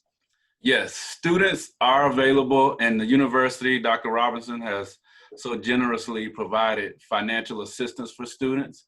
Once they enroll in classes and after drop ad, they may visit the Student Affairs Office, 308 Foot Hillier, to apply for financial assistance. We will review their account and ensure that they are enrolled in 15 credit hours. I'm going to say that again, 15 credit hours per semester to graduate in 4 years is one of the requirements to receive financial assistance. And so we will review their file and provide financial assistance once they are enrolled in classes. And that's for all students. All right, thank you. There's a general question about the grading system at the university. So many of you know that in the spring semester, FAMU and most institutions across America, we implemented modified grading policies. FAMU's policy was called the Spring 2020 COVID-19 Grading Policy. That policy was only in effect for the spring term. After that, we reverted back to our pre-existing normal grading policy. And the current plans are to continue using our normal grading policies, meaning the SU option that was in place during the spring, that process won't be available moving forward. That was just a 1 semester option in light of the major disruption that happened after the semester started. Next question, back to Ms. Littleberry about advisors. Will advisors be able to meet virtually with freshmen, or this might be Dr. Collins, or both? Will advisors be able to meet virtually with freshmen to determine which classes to sign up for? Absolutely. Our advisors have been advising virtually since we transitioned to remote operations in the spring, and they have continued to do that through the summer, and will also do it for our incoming freshmen for fall 2020. Okay, and then there's a related question, which is, I'm going to interpret it. I think the person is asking if they're a new student coming in, should they wait to talk with their advisor before enrolling in courses, or should they go ahead and register if they're able to do that? Right, they won't be able, as a new student, you're not able to register in courses until you meet with an academic advisor. We want to ensure that all students get off to a good start. And in order to do that, we have to ensure and require that they meet with an academic advisor before their first set of course registrations. All right, thank you. This next question is still in student affairs. And it's about CDAR. And the question is, will the CDAR program provide face-to-face support for students? What support is available for students who do better with face-to-face, right? So for students with disabilities and needs, and they're taking remote courses, how will CDAR be available to assist? CDAR is available to assist students. Make sure you can see me. CDAR is available to assist students, particularly our students with disability who need the support from technology to note-taking and things of that nature that students may need. We have all the support available. We know that it's a little challenging for some students, not only CDAR students, but other students as well. And so the university has made strides to ensure that we provide the support that students need to be successful. And our faculty will work with students, particularly those that indicate that they have a disability to the faculty. The faculty has been willing to work with them throughout any issues. All right, thank you. And we encourage our students to contact that office as soon as possible. Absolutely. To begin having discussions about the processes and procedures in place for you to request and receive assistance and accommodations. And Dr. Edington, we actually, our summer program with CDAR, we have 37 students that are currently enrolled at the university and are utilizing those assistive technologies presently. Mm-hmm. Okay. This question I'm going to throw to the president because only he can address this. Brace yourself, Dr. Robinson. The people want to know, will homecoming take place? Yeah, I think we're going to have some form of homecoming, but it's very likely going to be in a different mode than anything we've ever experienced. I don't envision having Bragg Stadium full of 25 to 26,000, screaming fans as we've traditionally held over the years. In fact, the homecoming committee is really focusing on how it might be done, even in a virtual mode, for some of the activities associated with homecoming outside of the game itself. This does fall to a certain extent, at least a football game, under the purview of athletics. And as we think about what attendance would look like in Bragg Stadium, it's already drastically different than anything we would have ordinarily experienced.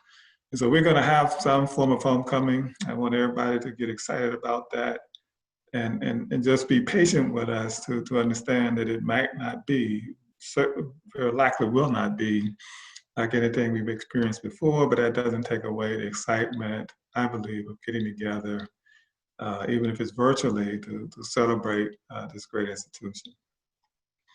All right, thank you, Dr. Robinson.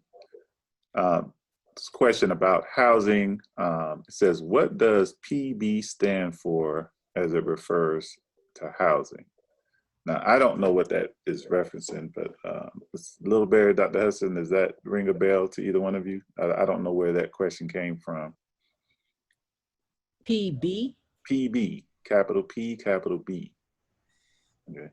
No, All right, so whoever I'm not submitted sure. that, We'll have to check that okay. out. I'm not sure what PB. Okay, and to the person who submitted it, if you want, while we're still trying to answer questions, you can put a different question in the box and we'll try to address it while we're still on. Okay. Dr. Jackson, is there going to be in-person classes for graduate students in general? In general, that will be driven by the different academic programs. There, of course, are some clinical courses and some research courses that will be face-to-face. So it's a wide assortment across the different colleges and schools at the university. So the answer is yes, some will be and some will be remote. Okay, thank you.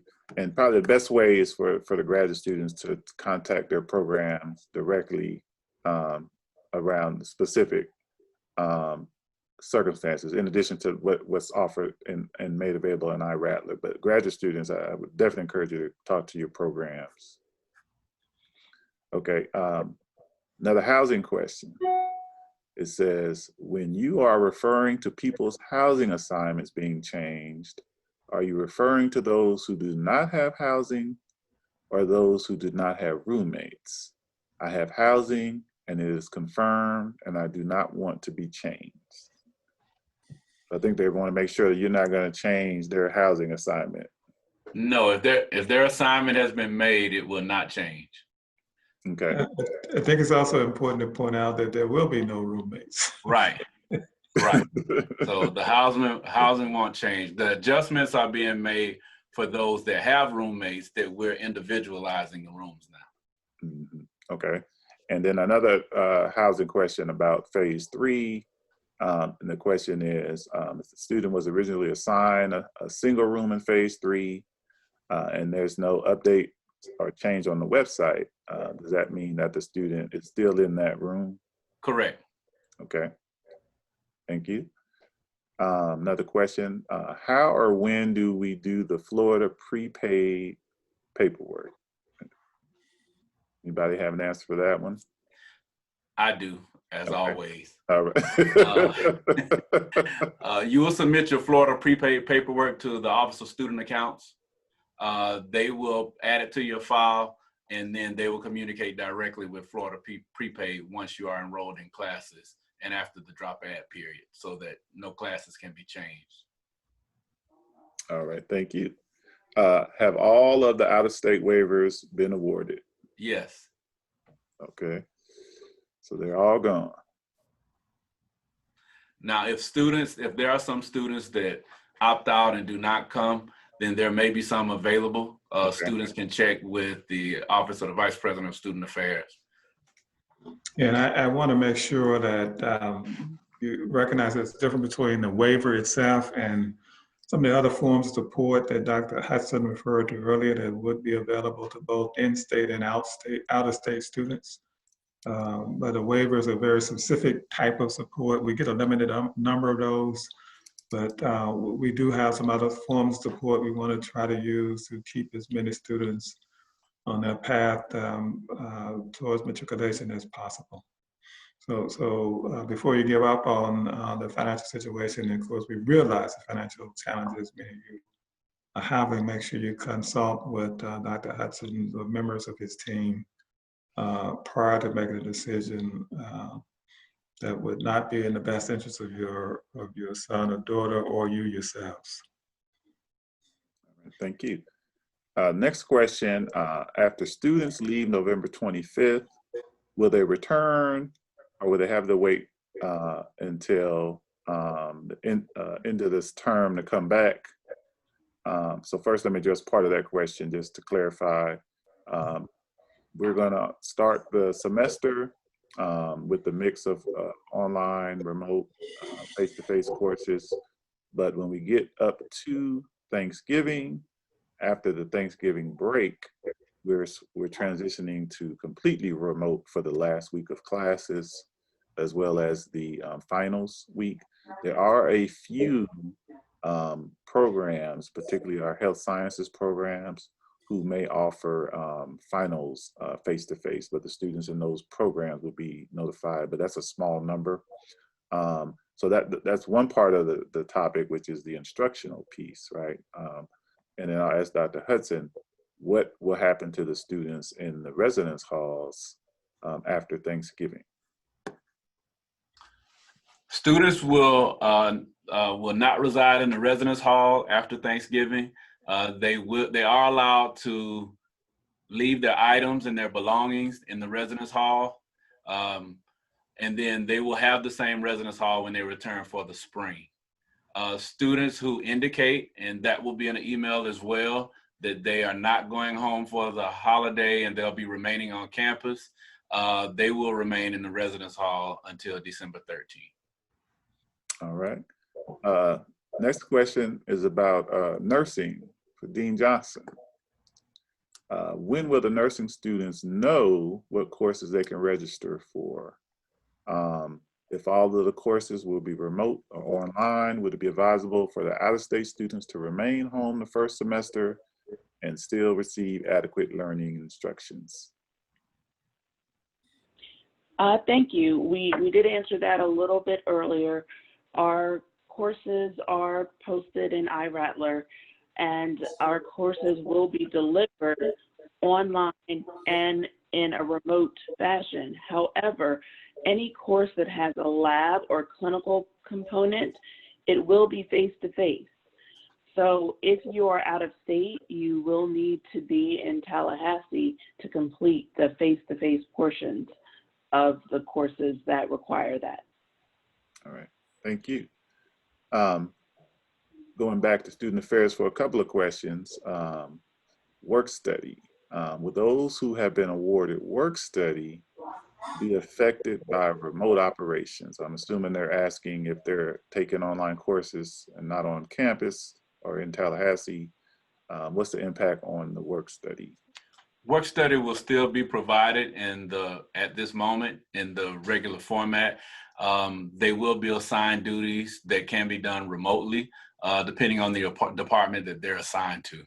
So the plan presently is to continue with work study as it typically has been.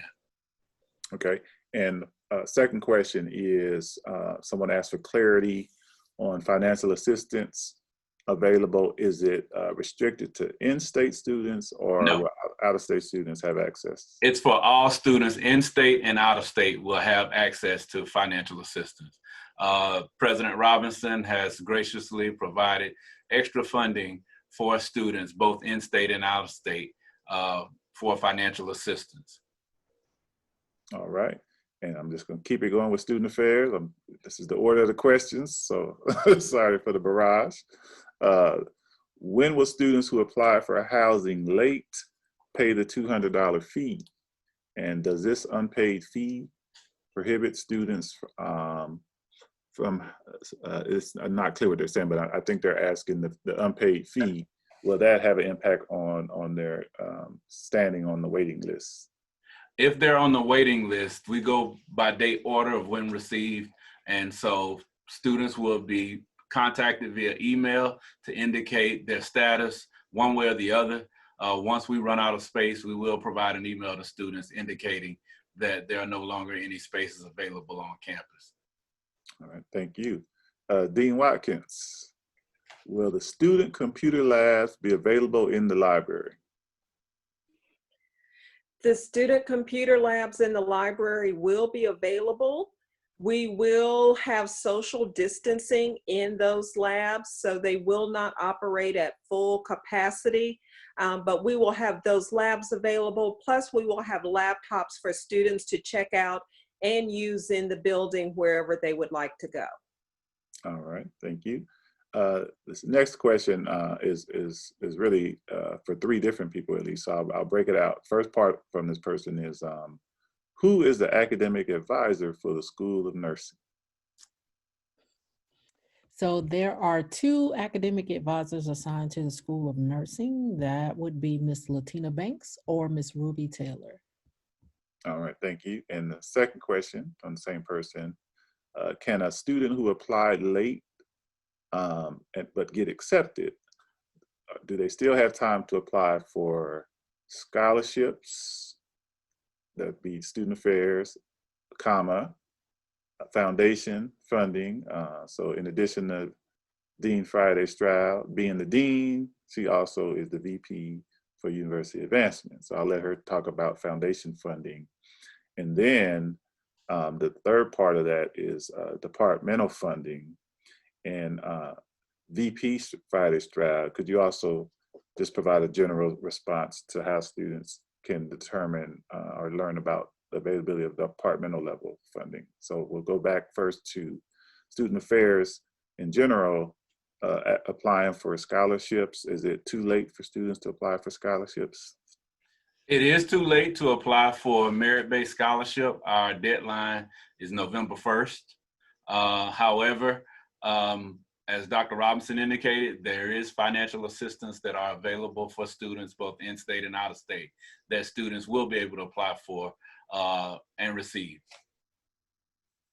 All right, and then And for the foundation, the scholarship portal closed on June the 30th. We do have a scholarship that was actually awarded by the Dr. Ralph Turner Foundation for specific majors in the College of Social Sciences, Arts and Humanities, as well as specific majors within the College of Science and Technology, that that scholarship will be posted in the next couple of weeks. Other departmental scholarships, I can't speak for other departments. I can speak for SBI. SBI scholarships, we have given out all the scholarships that we have available to give out, and I would guess that that is pretty accurate for most of the other departments as well, given that we are now in almost the middle of July. okay. Question about health insurance. When will the opt-out option be available? Student health insurance. That will be available by July 27th. We are working on the contract with the insurance company, and so it'll be available for parents to opt out beginning July 27th. Okay. Dr. Fitz, will the student computer lab be available on the first floor, the library and Office of Instructional Technology? Yes, the student computer lab will be available in concert with what Dean Watkins said.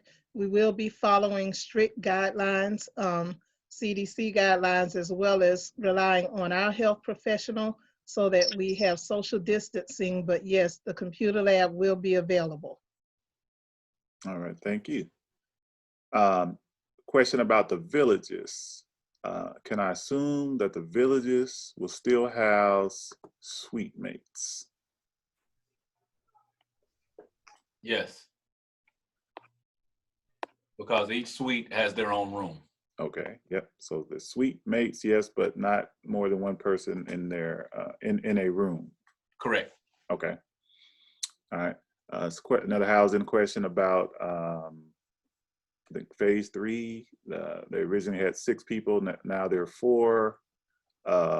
Will there be additional people assigned to that space in that residence hall? No. No, there will not be additional people assigned. Okay. Another question. I think the person is asking, who should they contact about out-of-state waivers? Is it the VP for Student Affairs? What's the correct office? It is the VP for Student Affairs. However, we do not have any waivers remaining, but we do have financial assistance, and you'll contact the same office. All right. Dr. Spencer, will students be allowed to join the LLC program if other students opt out? The LLC program deadline, the application to apply to the LLC was May 1st. We do have a few students on a waiting list, but again, you would have had to have applied by May 1st to be a part of that waiting list. Okay, so currently, if you're on the waiting list, there is a possibility that you could fill a space if it's created. If you end up with a situation where there are spaces that are available and you've exhausted the waiting list, will a student then have an option? Students? No. Okay, next question. This is about Dr. Hudson. SAT, retaking SAT and the criteria. I think we've gotten a lot of questions about the fact that many students have not been able to take or retake the SAT or ACT, and they've been unable to achieve the minimum admission score required. And so they're wondering how is FAMU addressing that type of situation when a student hasn't had an opportunity to take or retake that test to get the desired or required score. FAMU is part of the state university system, and as such, we are required to meet the minimum criteria for admission. So students who may have waited until April and May and June to test, unfortunately, we have not been able to admit those students because they don't meet the minimum criteria. We have provided an option of the FAMU Ignite program for those students to attend their local community college and transfer to FAMU after they complete their AA degree. And so we're looking at that option for students that may not meet the minimum criteria for admission to the university. Okay, and I'm going to lump a bunch of questions together about some similar topics. Several follow-up questions about what office to contact about out-of-state waivers. That is the Division of Student Affairs. Dr. William Hudson is the Vice President. You can go to the Student Affairs website to get the contact information for VP Hudson, and then he and his team will respond directly for those interested in information about waivers, as well as additional aid that might be available for out-of-state students with particular financial needs. Housing, again, you can access the housing website. They have been sending out information on a very regular basis. And Dr. Hudson, I do understand you have another round of communications that are coming out around housing. Correct. Tomorrow and Friday, another round of communications will be going out. And then housing will have, they're planning to have a town hall as well upcoming. And that information will go out to students as well. Okay. And then there's another follow-up question around some of the information that Dr. Friday Stroud mentioned around scholarships available through the foundation, and for most of these areas, you can always go to the websites, right? You can go to the University Advancement website to find out contact information in terms of questions related to scholarships from the foundation as a starting point, and then the college school support. So many of the colleges and schools and academic programs, they have program-specific scholarships available. The best way for students to find out about that information, if you don't already know, is to contact the Office of the Dean directly, and then they will help to provide responses and give you additional information.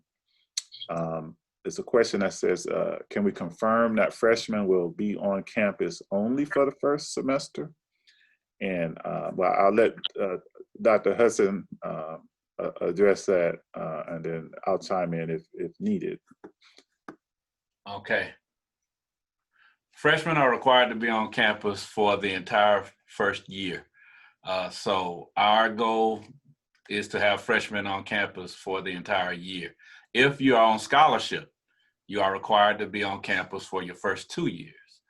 If you are participating in the Access Summer Bridge program, you are required to be on campus for your first 2 years as well. Okay, and then there's a follow-up question from a different person, but it's related, and this is really about the timing and logistics about the requirement for on-campus housing for a person who has not yet, a freshman who has not yet gotten their fall schedule. And if they do get a schedule and decide that they'd rather remain at home to take those classes, or if they can't find local housing, how would that be addressed in terms of the requirement for the freshmen to stay on campus? If a freshman is staying at home, we are not requiring them to stay on campus if they're staying at home. And so students may stay at home if they're taking all online classes, they may stay at home. That requirement won't be enforced. However, if they are residing in Tallahassee and Tallahassee is not their home, they are required to live on campus. And for students who have a current slot in the residence hall, how long do they have to opt out if they decide they want to remain at home? They have until July 22nd. Okay, so July 22nd is the deadline. At 5 o'clock p.m. Okay, 5 p.m. on July 22nd. Correct. Okay. And then this is a question that just came in. This will be our last question from the Q&A box. I've been told during a previous meeting that a freshman who completed their AA degree in high school, that they would be able to bring their car and have a parking permit. Is that true? Yes. Okay. All freshmen can bring their cars to campus if their parents allow them to bring their cars. They just need to register, and they register with campus safety once they are enrolled in classes. There is no registration fee. Your enrollment is your registration. So you'll contact campus safety to ensure that your car is registered through campus safety. Okay, thank you. And so we did our best. I think we got through almost every single question that was submitted in the Q&A box, and there were almost 200 questions. And so we did our best to get through those. There were some additional questions that were submitted via the email, and those were coming in. And so there are a lot of those that we were not able to get to, but we have been responding to some of those people directly via email. And so we will continue over the next few days to sort through those and provide responses if we did not address those questions. So our goal and commitment is to try to get back to each of you, whether you submitted a question in the Q&A box and we got it here, or you submitted one in advance and our panelists were able to address it, or if we have to follow up. So we're going to continue to try to work hard to get your questions answered. We know that all of our stakeholders need information. And also, please feel free to contact those offices directly with your specific questions. And I want to thank each of our panelists, including our president, for making time tonight.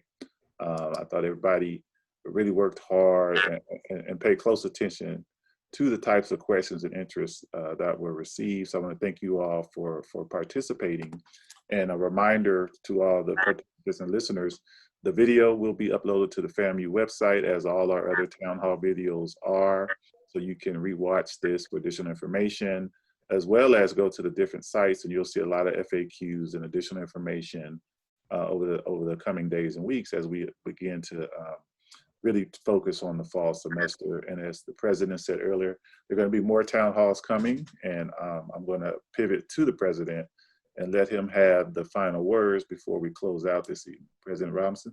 Well, thank you, Provost Edington, and all of the panelists this evening for providing this opportunity for the several hundred participants, at least via Zoom, for tonight's town hall. I want to thank those parents and students who are being, responsible enough to engage us about something very, very important to them and in the lives of their loved ones. And just take note that we are committed to the well-being of our students and our faculty and staff, as I said earlier. But we also want to make sure that you realize that even in light of this pandemic, we are here to serve you and provide an opportunity for our students to continue on their road to success. That's why we are working so hard to provide this opportunity in spite of all of the fairly significant challenges around COVID-19. Rest assured, you're being addressed this evening by what I consider to be some of the best educational leaders in the nation, but beyond that, they are among the most caring in the nation as well. And I feel very, very good about this evening's dialogue and look forward to your active participation in future discussions of this type as well. So thank you, Dr. Edington and team, for organizing this evening's town hall discussion. And Dr. Robinson, it's a little cloudy outside. It is. Oh, I see it. When the dark clouds get on the horizon, when thunder and lightning fill the sky, when fate is but a glint in the eye of a falling rattler, and hopes are lost friends, when the sinew of the chest grows weary from those hard-charging linebackers, and the muscles of the legs grow tired from those hard-charging running backs, you must always remember that the rattlers will strike and strike and strike again. Good evening, everybody. All righty. Goodbye, everybody. Tomorrow.